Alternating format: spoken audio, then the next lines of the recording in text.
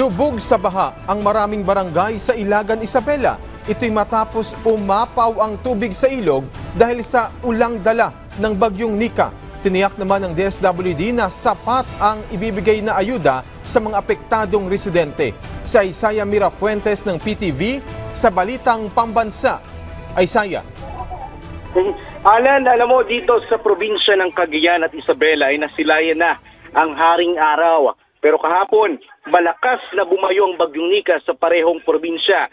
Sa Cagayan, umabot sa above warning ang naging level ng tubig sa Cagayan River. Sa mga oras na ito, nasa 10.5 meters na ang lalim ng Cagayan River. Ibig sabihin, Alan, ilang metro na lang ay malapit na ito sa critical level na 11 meters.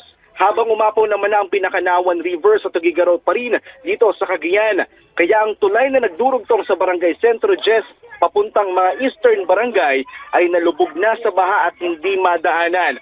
Halos bubong na lang ng mga bahay ang kita sa Barangay Centro Jess dito sa lungsod ng Tuguegarao dahil sa pagtaas ng tubig sa Cagayan River. At nangangamba pa ang mga residente na umakit pa ang level ng tubig dahil bumababa pa lang ang mga tubig mula sa bundok ng Isabela patungo dito sa Cagayan River.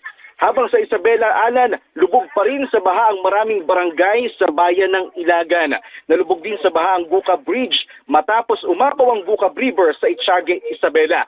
Samantala, sinusiguro naman ng Department of Social Welfare and Development na nakahanda na at sapat ang mga food packs na ipamamahagi sa mga residente. Maliban sa food packs, nakantabi rin ng hygiene kits, sleeping kits at mga tents. Ayon sa DSWD, nakasentro sila sa mandato ng Pangulo o ni President Bongbong Marcos Jr. na walang mamamayan ang magugutom. So hanggang sa mga oras na ito, sa pinakahuling update, nasa 1,700 pamilya na ang nasa evacuation center sa buong Cagayan, katumbas yan ng 5,000 individual. At yan muna ang latest mula dito sa probinsya ng Cagayan. Balik muna sa iyo, Alan.